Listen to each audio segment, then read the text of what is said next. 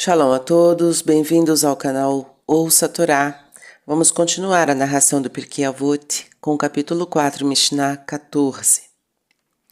O Rabi Yohanan Assandlar dizia: toda assembleia reunida em nome do céu subsistirá, e a que não for em nome do céu não subsistirá.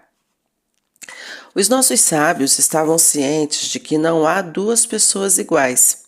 Os seres humanos sempre apresentarão diferenças individuais e uma assombrosa diversidade de opiniões e pontos de vista. Portanto, se uma comunidade pretender viver e trabalhar de modo razoavelmente ordeiro, deve haver, se não unanimidade, ao menos um consenso fundamental. Diante das numerosas questões sociais e políticas, deve haver um meio de chegar a uma opinião predominante capaz de levar a uma ação unificada e aceita pela maioria. Entretanto, como os sábios comentaram com tanto acerto a respeito das pessoas, assim como suas aparências diferem, também suas opiniões não concordam uma com a outra. Podemos então esperar que haja entendimento e harmonia? O Rabi Yohanan diz que sempre há um fator decisivo e a possibilidade de um grupo ou comunidade chegar a uma unanimidade e coordenação duradouras. Depende de as pessoas serem sinceras, terem pureza de motivos e dedicação à moralidade e à decência. O significado de céu ou em nome do céu pode não estar claro e até ser alvo vago para alguns, mas o que não quer dizer está muito claro.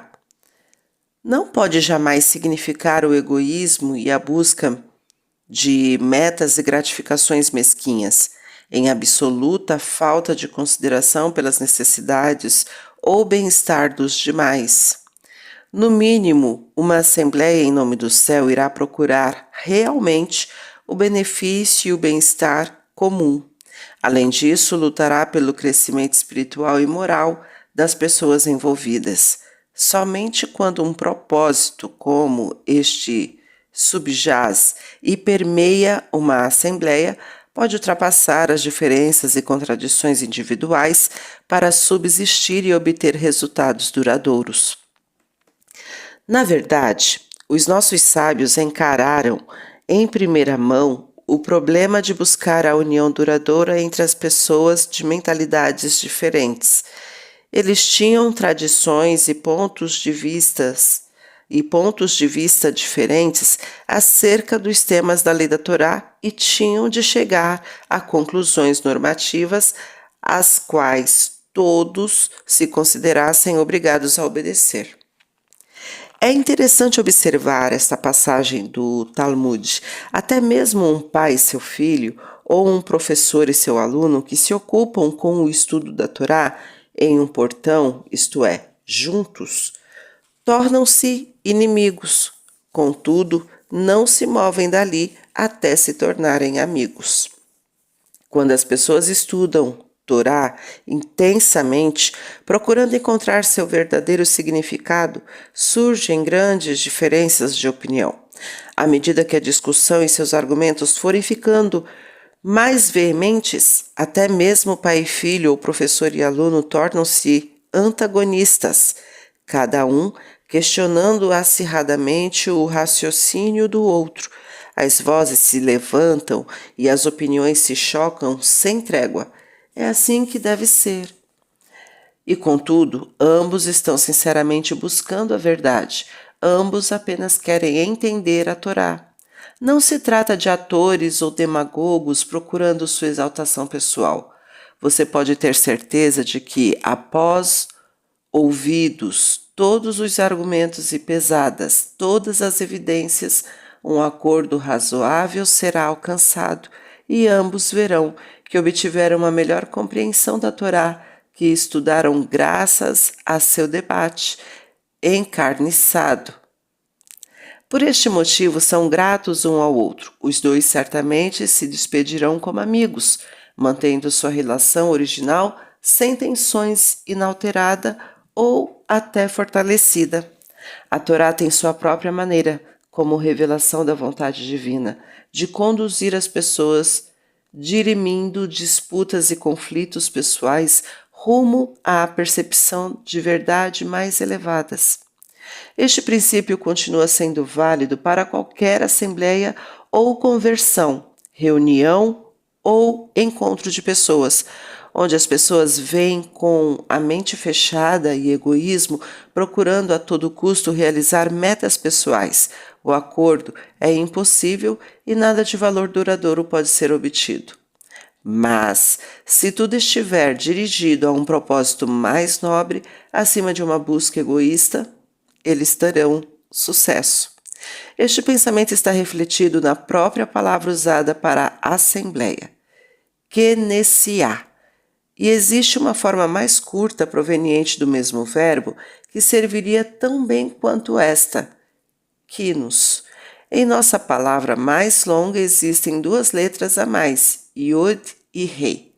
Por isso, por si mesmas, elas formam um dos nomes da divindade. Com este acréscimo, a palavra kenesiá significa uma assembleia dedicada aos valores e propósitos do Todo-Poderoso. Só assim ela terá resultados construtivos. Os caminhos do céu podem parecer estranhos, mas atingem seu propósito e no final trazem serenidade. Numa passagem do nosso livro de orações, extraída do Talmud, afirma-se que os estudiosos da Torá aumentam a paz no mundo. Nem sempre parece ser assim. Quando vemos dois estudiosos discutindo ferozmente, eles parecem, sem dúvida, os piores inimigos. Contudo, continuam sendo os melhores amigos. Há um ditado mais surpreendente. Qualquer estudioso da Torá que não se vinga nem busca a satisfação como uma serpente não é um erudito da Torá. Uma exigência realmente estranha. Seria o caso de perguntarmos como uma pessoa vingativa e ressentida pode aumentar a tranquilidade no mundo? A resposta se encontra na seguinte analogia: a serpente só injeta veneno nas outras criaturas por instinto, como reflexo automático, sem maldade deliberada e em defesa da própria vida. A vida do sábio e do erudito é a Torá. A ela se dedica completamente, conhecendo sua importância para o desenvolvimento espiritual e o bem-estar do homem. Quando a Torá é difamada ou ameaçada de alguma forma, ele seria um traidor se sorrisse com doçura, assentindo com a cabeça como um Buda bondoso, em majestosa tolerância. Ele se torna duro e implacável para benefício do próprio ser humano. Quando suas exigências forem compreendidas e aceitas, será alcançada uma paz mais duradoura e real no mundo. O estudioso da Torá não pode se permitir o luxo de comodamente se despreocupar com tal coisa, tranquilizando a humanidade dizendo que tudo está bem, tanto espiritual quanto moralmente. Todo erudito da Torá que não seja duro como ferro não é um erudito de Torá. Ele deve encontrar a verdade e conseguir que seja aceita. Portanto, discute e argumenta de modo áspero e até intolerante, mas não há nisso nenhuma maldade pessoal, é somente em nome do céu. A tradição judaica nunca buscou sufocar a discussão ou suprimir as diferenças de opinião. Ao longo de todo o Talmud e dos Rishonim, primeiras autoridades, até a edição do Shulchan Aruch, o Código de Leis Judaico, existem debates e discussões, pontos de vista e conclusões são discutidos. Este é o saudável toma lá da cá. A urdidura e a trama do questionamento que percorre a nossa lei oral em sua ansiosa busca de clareza e certeza. Estes antagonistas são todos homens de caráter puro e elevado, pesquisando altruística e incansavelmente em busca da verdade em nome do céu. Pela mesma razão, todas as pessoas bem-intencionadas que se aconselham e discutem por uma boa causa terminarão por conseguir um acordo. Mas quando os argumentos são superficiais, guiados e alimentados por emoções irracionais, pelo orgulho ferido ou impulso de dominar a lógica, será abandonada e não prevalecerá nem a causa do céu, nem a razão humana, mas somente a discórdia crescente. Uma assembleia como esta, na qual predominam o egoísmo e as emoções, não pode chegar a lugar algum. Um sábio costumava dizer: uma convenção rabínica onde cada um é um marmir, rigorosa e severa em questão da lei, está fadada ao fracasso. Quando lhe perguntavam o porquê, ele explicava que se referia a uma reunião em que cada um vinha com a pretensão do que significa marmir, faça-me, em Yiddish, numa reunião em que cada um solicita marmir, presidente, marmir, dirigente, nada será alcançado. Entretanto, a pergunta persiste: por quê? Porque, afinal, uma reunião, assembleia ou associação só terá sucesso se for em nome do céu? A resposta está na própria natureza e propósito do ser humano. A primeira manifestação do Todo-Poderoso no mundo foi como criador e construtor deste mesmo mundo. Mas ele deixou sua obra inacabada, pois lemos que no sétimo dia o Todo-Poderoso absteve-se de todo o seu trabalho, que criou Deus para fazer, la sote. A criação foi um processo destinado a prosseguir, e quando o ser humano apareceu à imagem divina, ele se tornou o sócio do Todo-Poderoso na criação para continuá-la, e tornou-se também um construtor. Assim, os seres humanos constroem lares, fábricas, empreendimentos comerciais, organizações. Em geral, porém, existe uma grande diferença entre as criações do Todo-Poderoso e as construções humanas. Ele é eterno, existe além dos limites do tempo, e o que ele propõe que perdure também é algo eterno.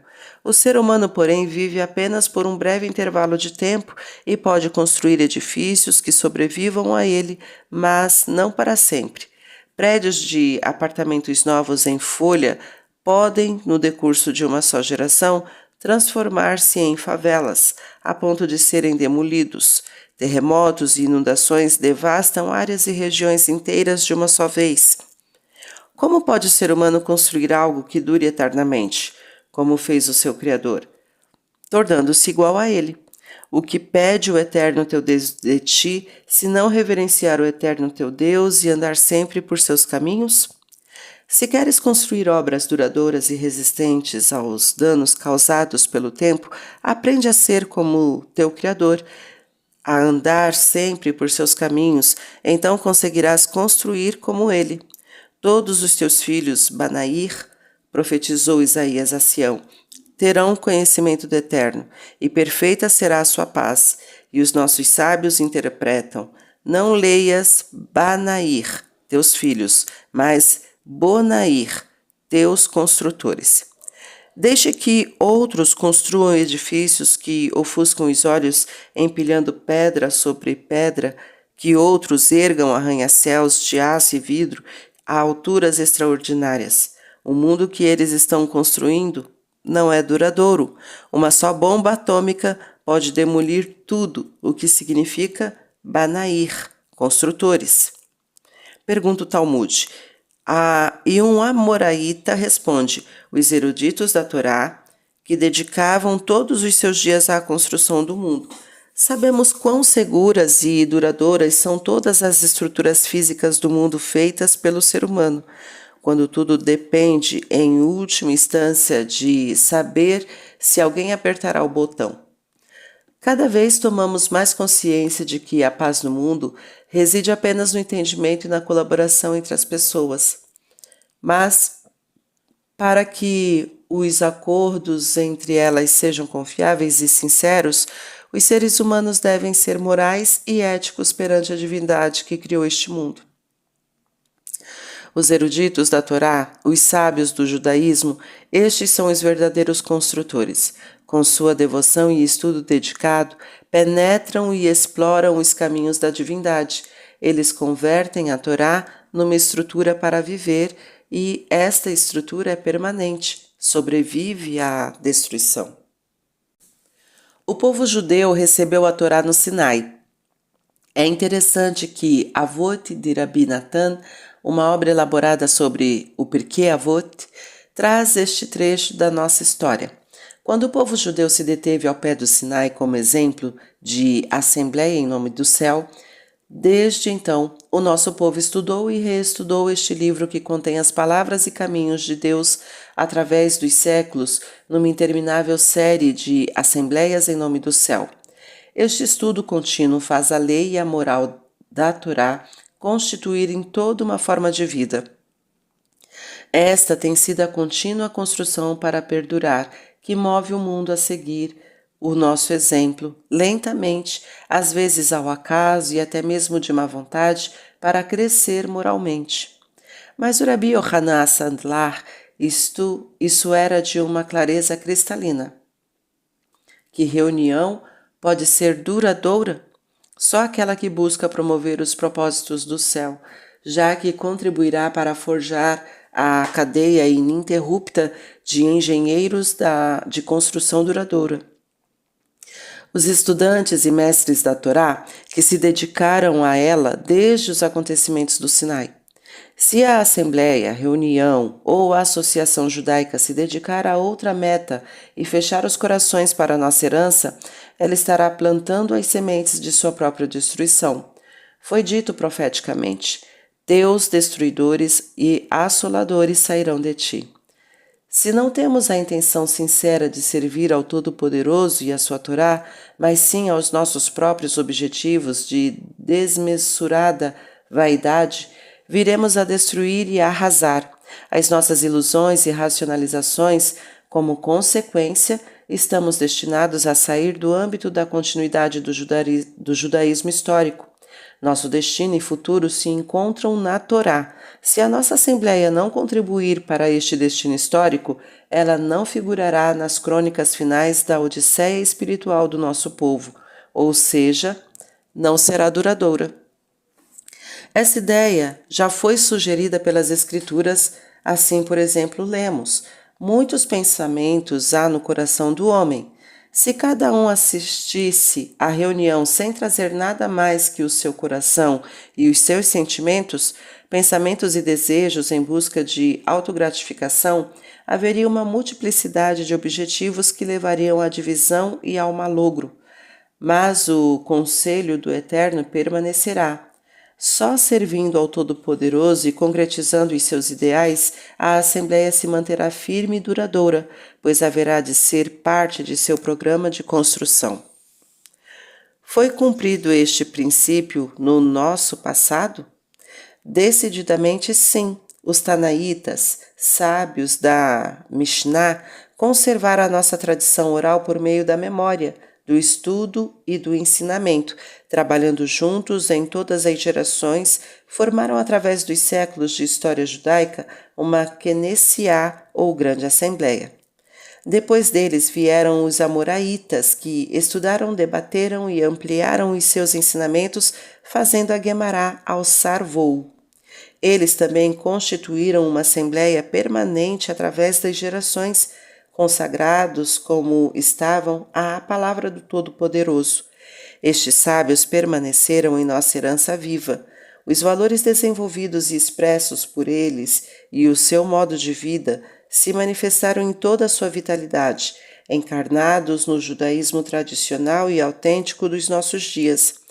Eles nos chegam através do Talmud, e este para o judeu observante, não é somente um registro interessante de uma civilização judaica antiga, digna de reverência sentimental, nem uma relíquia estimada do Israel universal, para ser estudado como história e peça de museu. Para o judeu praticante, é um guia que conduz ao próprio coração da sua vida. Para ele, os sábios perduram com certeza, já que suas palavras continuam inspirando e educando.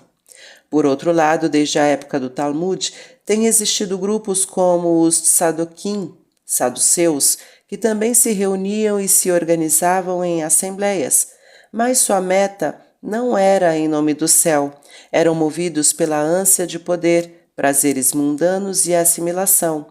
Naturalmente, uma reunião assim só podia terminar em ruína, pois onde podemos encontrar um saduceu hoje em dia? E onde estão os caraítas que rejeitaram a lei oral num período posterior? Estão submersos nos rios dos tempos passados.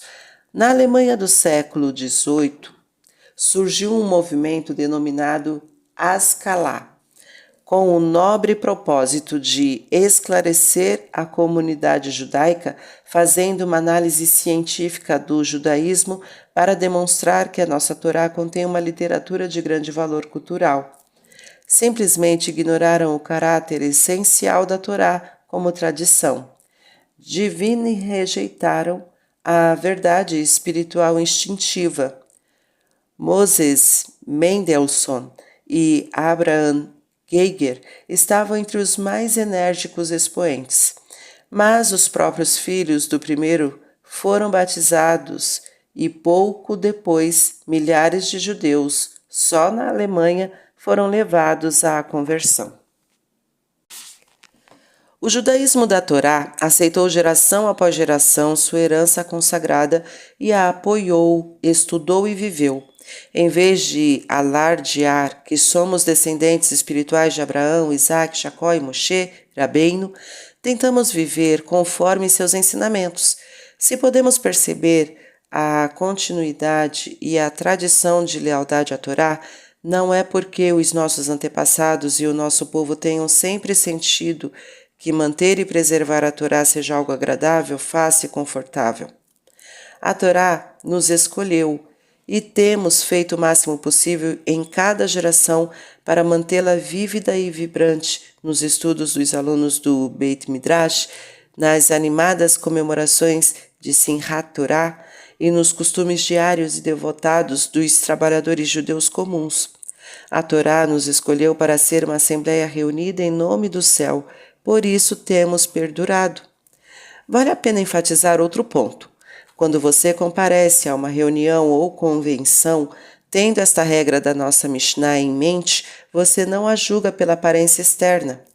Uma grande reunião proclamada com fanfarras e cartazes publicitários pode se desviar de seu curso e se transformar num esplendoroso crepúsculo, com os jornalistas e fotógrafos trabalhando duro o suficiente para alegrar o coração de qualquer encarregado de relações públicas. Mesmo quando se familiarizar com o programa e o objetivo da reunião, você se lembrará destas palavras do Rabi Yohanan Sandlar e se conscientizará de que, daqui a 5, 10 ou 20 anos, as pilhas de papel usadas por este conclave para relatórios e decisões não servirão a nada além de acumular poeira. Por outro lado, você pode observar uma reunião numa pequena sinagoga ou até mesmo num lar modesto e ver algo diferente. Talvez o número de pessoas, a publicidade ou os procedimentos parlamentares sejam pequenos, mas se o intuito for de ajudar a uma yeshivá em crise financeira ou construir um mikve para que as famílias possam viver na pureza da Torá, você perceberá que a nossa história está sendo escrita. Não nos apontamentos do historiador profissional, mas nos anais do céu. É assim que a Torá continua viva e o judaísmo com ela. Esta reunião e seu objetivo irão perdurar. Que esta Mishnah nos ensine a não julgar uma reunião pela sua união ou desunião aparente. Temos de perceber além da superfície, e isto não é válido somente hoje em dia. O trecho em Avot de Rabi Natan, mencionado acima, diz: quando o povo judeu se deteve ao pé do Sinai, isto foi um exemplo de assembleia em nome do céu. E qual assembleia não foi em nome do céu e pode servir de exemplo? Aquela da geração da dispersão. Quem se reuniu no Sinai? Uma multidão de escravos recém-libertados veio receber a Torá. Quanta disciplina poderia haver? Quanta ordem e unidade aparente? Deve ter sido um grupo muito variado, com todo tipo de esperanças, planos divergentes e pequenos subgrupos. Contudo, A Torá diz, e acampou, vai a Runo. Ali Israel em frente ao monte. E o Midrash observa que o verbo vai a Runo está no singular, indicando que eles eram como um só coração unificados pela mesma disposição de receber a Torá. Estavam solidamente unidos em uma Kenesia Lechem Shamayim, e sua empresa perdurou, pois a Torá que receberam está aqui conosco. Mas o que ocorreu com a geração da dispersão? Lá, segundo lemos, muitos povos estavam unidos, falavam a mesma língua e estavam dedicados a um projeto, construir a Torre de Babel. É interessante notar que, segundo uma fonte, 600.000 pessoas participaram dessa atividade, número igual ao de israelitas que deixaram o Egito para se reunir no Sinai. Estavam unidos o suficiente para entender um ao outro prontamente, com poucas palavras. Em nível superficial havia ordem e eficiência maravilhosas. Os tijolos e argamassa pareciam se formar sozinhos, e a torre subia com rapidez fantástica, atingindo proporções extraordinárias. Eles estavam harmoniosamente unidos e eram maravilhosamente eficientes. Mas para quê? Para guerrear com o Todo-Poderoso pela posse do céu. Eles se tornaram cruéis para com seu Criador e também para com seus semelhantes. A torre atingiu tal altura que levava 1 ano para chegar ao topo, e eles continuaram trazendo tijolos. Quando o tijolo caía de tal altura, eles choravam por ele. Se uma pessoa caísse, eles nem tomavam conhecimento. No final, pelas imutáveis leis do céu, eles foram espalhados pelos 4 cantos da terra. Tornaram-se, de fato, o Dor Aflagá, a geração da dispersão.